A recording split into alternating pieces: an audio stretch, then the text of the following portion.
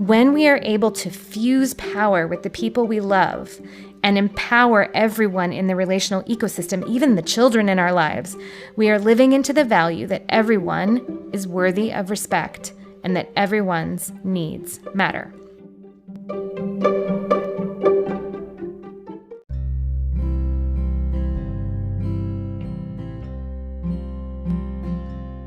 Welcome to Making Polyamory Work. Hi, I'm Libby and I want to thank you for joining me today. I'm a queer polyamorous mom and a relationship transformation coach. And I'm here to help you if you're feeling stuck, if you're struggling, if you want your relationships to be more nourishing, more functional, more authentic, and full of love. On my show, I go super deep into what I believe actually makes polyamorous relationships work, because I believe relationships are at the core of our well-being as humans. I think love is why we're here and how we heal. Now, before I dive into today's episode, I want to tell you that the Relational Non-Monogamy Circle is open for registration, and it's going to be getting started on April 25th. That's a Monday. If you have been wanting to dive deeper into the work that I talk about on the podcast, this program is one of the best offerings that I have, and it's something that I'm truly proud of. It's a 16-week program, small group, and we go deep into the 4 pillars of what I'm calling relational non-monogamy. That's empowerment, understanding value, self-worth, sticking up for yourself with love, and then there's security, which includes knowing where you stand and being able to move through difficulty without it feeling threatening to the relationship. Then we talk about pleasure, and to me, pleasure is the fuel that drives all of the things we do in life, but especially our relationships. And so we have to talk about pleasure if we're going to talk about relationships. And finally, there's meaning. Why are we here? What do our relationships mean to us? What role do they play in our lives? How do they fit into the bigger picture of who we are and what's important to us? If you are interested in joining me, this is my invitation to you. We're going to get started on April 25th, which is Monday. And if you want to sign up, you can just go to libbysinbeck.com/RNMC. And as of this recording, there are only 9 spots left. So grab one while you can. And I hope to see you there. Now we're going to move on to today's topic, which is power. So let's dive in. Today, I want to talk to you about power. As I've said before on this podcast in a lot of different ways, I think a lot of challenging situations in polyamory have to do with the distribution of and intentional and unintentional use of power in relationships. And I want to say, we're often not aware as a culture of how we use and operate power, and the model of how to use power and how to operate relationships to get what you want isn't so great. Like, our culture is really a culture of power over, of dominion. Like, we're raised in and exist in a society that has this mentality that we are to use our power to get what we want, that we are to use things like promises of reward, threats of punishment, coercion, and even violence to get people to do what we want them to do. And most of us don't want to use those kind of things in our relationships. But the problem is that even if we don't want to use power in this way, power dynamics exist. And really, our culture is designed to let us use our power dynamics to our advantage. And the cultural experience of power, with all of the violence and coercion and punishment and reward stuff, just also exists in our psyche and in our bodies. And all of us come to the table in our relationships with that power experience in us. Now, some of us come to a relationship feeling very empowered. In fact, sometimes people can show up to a relationship being too empowered. Now, on the healthy side of empowerment is, being willing to go for what we want, being willing to speak up for ourselves, and not being willing to self-sacrifice. But on the dark side of empowerment can be lacking compassion and empathy for people who are less empowered than us, not being attentive to the ways in which we have power over other people, not being good listeners, being overly individualistic. Think like someone who's willing to pull into the traffic lane that is being blocked off for construction, that you can see the sign for it, but they pull into that lane anyway to zip around everyone who is, creating this long line of cars, and then you dart into that long line of cars at the last moment to get ahead of everybody else. That might be someone who's too empowered. Now, some of us are very disempowered to the point of self-abandonment or self-betrayal. Now, there's a certain amount of non-empowerment that can be healthy. It can be good sometimes to put others first when it's called for. It's important to be flexible and willing to compromise and bend. It's important to show up and follow through on your commitments, even when you don't feel like it, and pausing to read the room before going for what you want. The dark side, though, of disempowerment is erasing yourself, betraying your own needs for the sake of someone else's comfort, perpetually caretaking or walking on eggshells, overly empathizing with someone else to the point of letting them take advantage of you or abuse you, or pushing yourself perpetually beyond your own capacity, never speaking up for yourself, being a perpetual martyr. My example here is someone who's been invited to a dinner party, but they have several food allergies or some dietary restrictions, and rather than tell the host about it, they keep it to themselves and just try to pick their way around the food as best they can because they don't want to be a bother to anybody. So, how empowered we feel in our lives can also feel very different than how empowered we feel in our intimate relationships. I actually know people who are real go-getters in their working lives who struggle to feel empowered with their partners. A lot of our feelings of empowerment are rooted in our feelings of self-worth and value, which are often a result of how we grew up and the messages we got about those things from our family of origin. And then you also mix in how our culture teaches us to relate to power and what's important and what's valid and how we value people as a culture in general. And the way Western colonialist, white supremacist, settler, capitalist culture determines who matters and why and who deserves attention and care and validity and who doesn't is kind of really fucked up. What I'm passionate about is the idea that in relationship, everyone matters and everyone is worthy and enough exactly as they are. But that's kind of the opposite of what a lot of us learn. And so if we don't actively push back against it, we can have some really big blind spots. If we are not embodying the idea that we and everyone else around us is worthy exactly as they are, with exactly what they bring to the table, and that everyone and their needs matter, then we are likely either being overly empowered or overly disempowered. And in that state, even if that's not how we want to be, power can do harm within our relationships. Power is at the root of why couples privilege can be so harmful to polyamorous dynamics. There's inherent power in a more established relationship. There's inherent power in being recognized as the couple. There's inherent power if there are other aspects of entanglement that make it harder for the established couple to separate if that needed to happen. The power that the established couple has is unavoidable. And the disempowerment that can show up if another partner comes in who is less established is also unavoidable. But I hope you can also see that there are so many other ways power can show up and cause harm to you or the people that you love without you even wanting it to.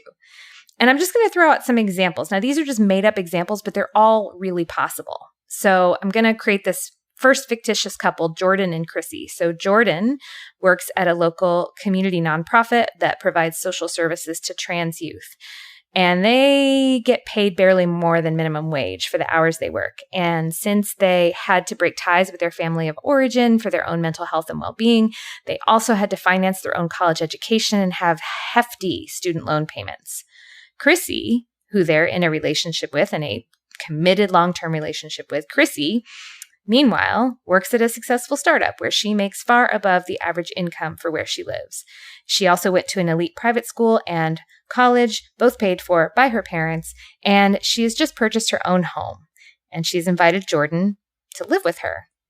Jordan isn't so sure because of the power dynamics. So then there's Carson and Jade.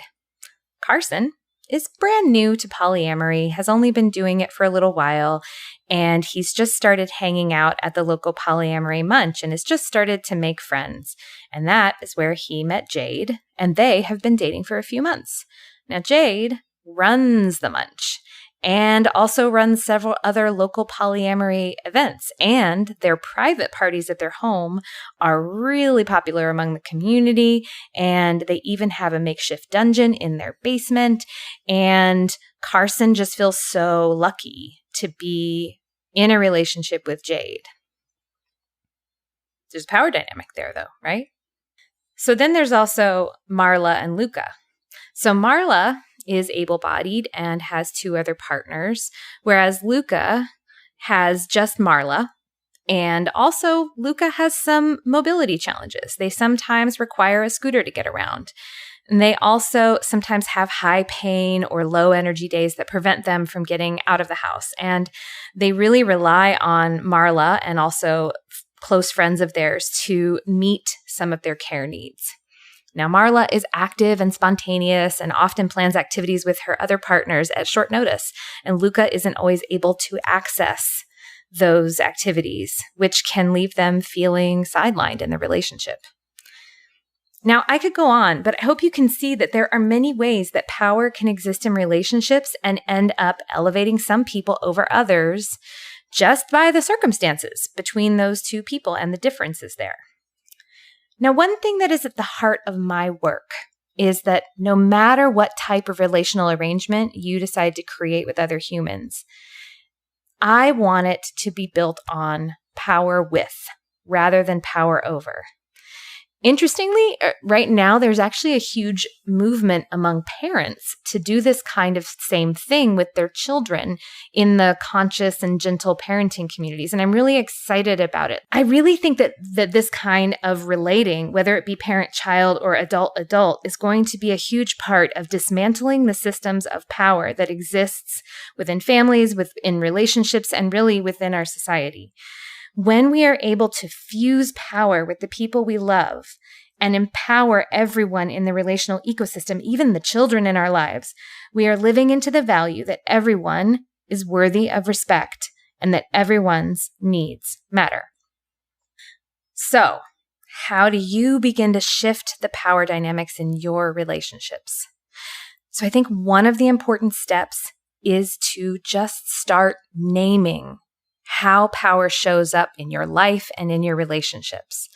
One thing to do is to maybe get clear on extrinsic sources of power that you have available to you. What are your privileges? What is your access to resources like wealth and community? What are also the feelings of empowerment that you were given from your family of origin, and how are they working on you? And then list out your relationships and take a look at how the power dynamics operate within them. Where do you feel empowerment and like you have agency? Where do you feel like you have significant influence on other people? Where do you feel like maybe you have too much power? Is there anyone in your life that tends to show up more passively or generally goes along with whatever you want? And are there maybe some reasons for that? Who does a lot of the initiating of spending time together? And then where might you feel disempowered or unable to influence things to the degree you would like with the people you care about? How safe do you feel speaking up to the different people in your life about something that you need that might rock the boat? Is there anyone you're close to who has significant power over you or how your life goes? Like, is it there's someone who has an impact on whether you have housing or not, whether you have access to finances or not, or access to social connections, etc. What types of extrinsic power did the people in your life have access to that can or do affect your access to those things or how you relate to them? taking an honest look at the types of power that you have or that others have and the potential impact of that power can really help you understand whether power dynamics are out of balance and not relational, and can give you a direction to go to bring the power to a more equitable level where you can truly be mutually, relationally empowered. And here's where I got to say this last thing, which is sometimes when you're the one who's too empowered, the answer isn't to bring everyone up to your level. Sometimes that's not even possible, let alone desirable. Sometimes the answer is that you need to move down a peg. You may not want to hear this, but if you're in a relationship with someone who is struggling with disempowerment, whether it is structural disempowerment or relational disempowerment, and you are just sitting up on your high horse waiting for them to come and meet you there, ignoring all of the things that may be disempowering them, including things that you might be covertly or overtly doing to disempower them, that's a little bit like saying, hey, come up to where I am while you have your foot on their neck. Or, hey, run as fast as I'm running, but you have to carry around a backpack full of bricks and I don't. Like, that's what you're saying. And, what I've seen in the situations where the person really does eventually try to rise up and meet the empowered person is that it can end up being fueled by a fair amount of righteous anger instead of love and mutual respect. And that process can maybe end up feeling like a need to yank your foot off their neck or to take a bunch of bricks out of their backpack and throw them at you, which might not feel so loving, but might end up being what's necessary for them to stick up for themselves finally, since you're not trying to meet them there.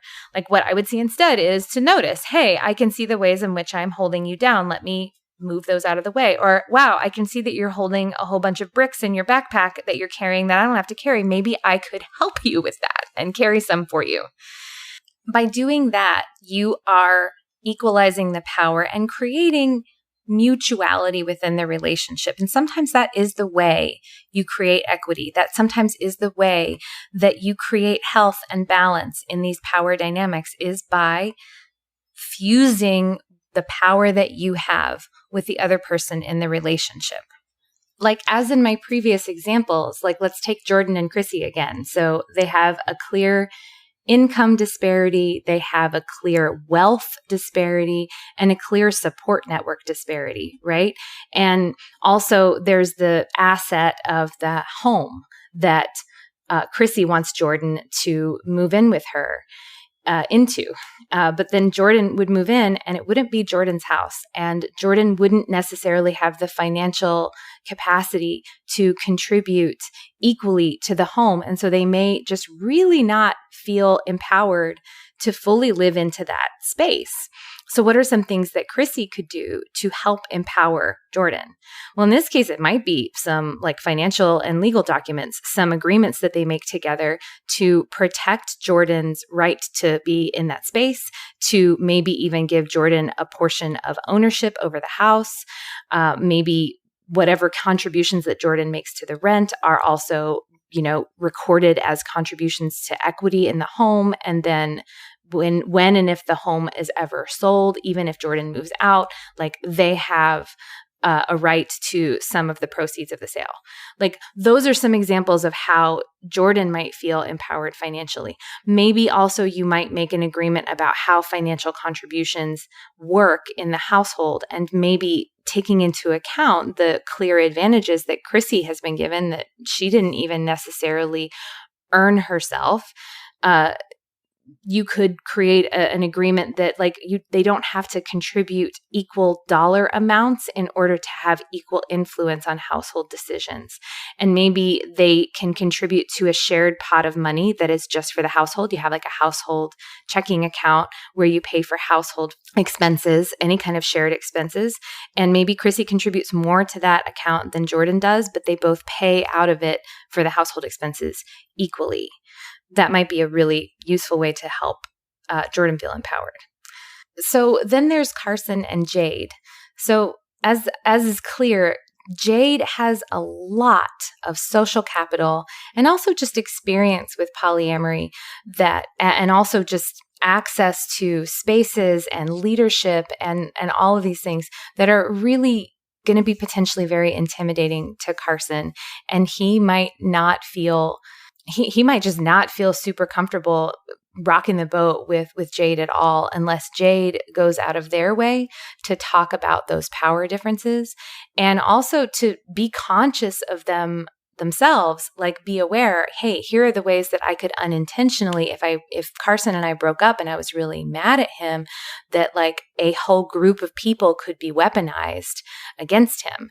And if I want to make sure that he feels safe, rocking the boat with me, maybe if he needed to break up with me, I might want to have a conversation with him ahead of time about the social capital that I have and maybe make a breakup agreement to make him feel safe if he ever needed to do that, to let him know, hey, I would not, maybe he would still get invited to parties, or maybe, he would be able to come to the munch, and the particular days when he would come to the munch, maybe Jade, even though they run it, would, not be present there for those times, so that he would still have access to community spaces, still be able to build friendships without having to worry about Jade.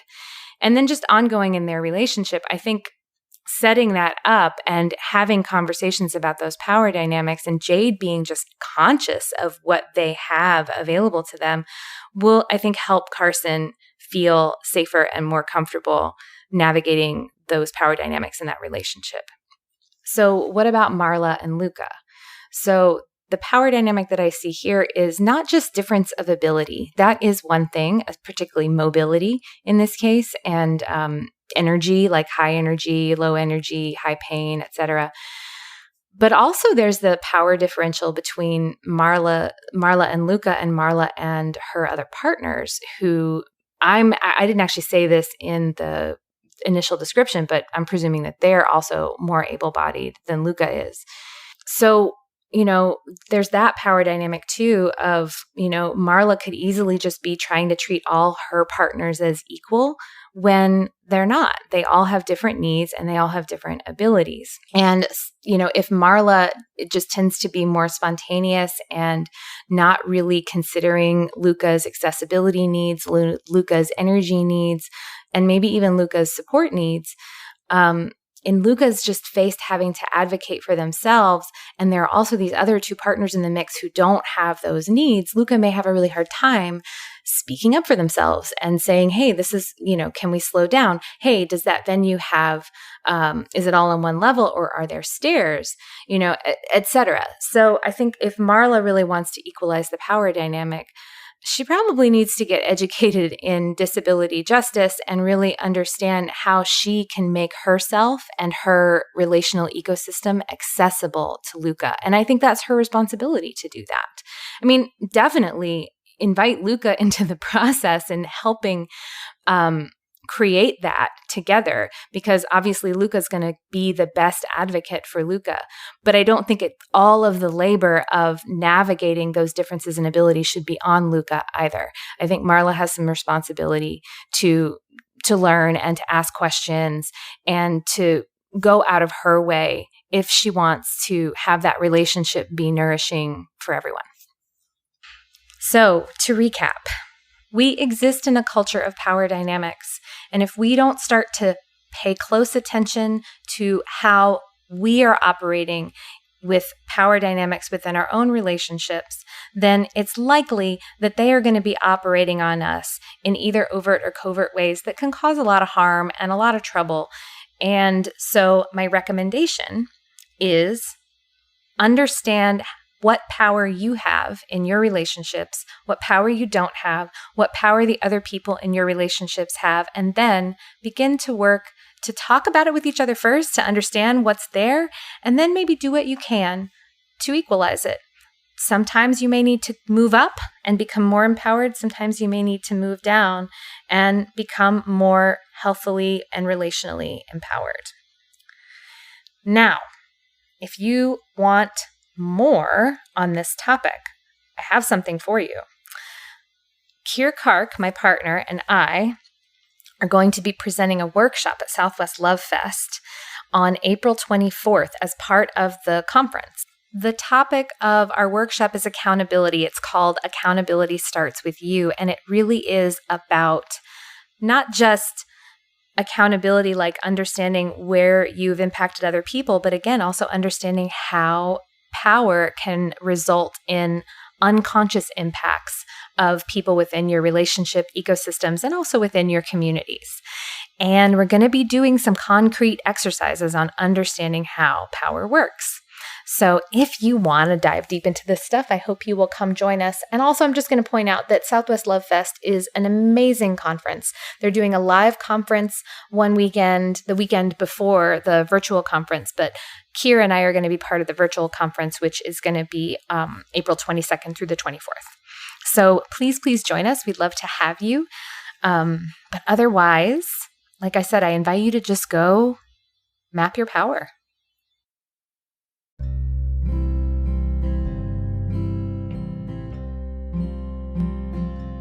Thank you so much for joining me today. If you have any thoughts about what I've said or a question for the show, I would love to hear from you. You can reach me via my website, libbysinback.com, or you can connect to me on any of my social channels. I'm on Instagram and Facebook. I'll also say that if you're loving my podcasts, but feel like your relationship could maybe use some more help, this is work I do with my coaching clients and in the Relational Non-Monogamy Circle. If you're interested, you can either set up a free introductory session with me to see if coaching might be a fit for you, or check out the Relational Non-Monogamy Circle online at libbysinback.com/RNMC. If you love this podcast, please share it. Share it with your friends, your networks, your Facebook groups, etc. And make sure you subscribe so you don't miss an episode. And if you listen on iTunes or Stitcher, it would be super awesome if you left a review or a comment, because that will help more people find the show. Making Polyamory Work is created by me, Libby Sinback. It is edited by Finn of the Normalizing Non-Monogamy podcast and hosted on the Anchor.fm platform. Vanda Leon manages the website and posts the transcripts. Thanks for being with me today, and I'll see you soon.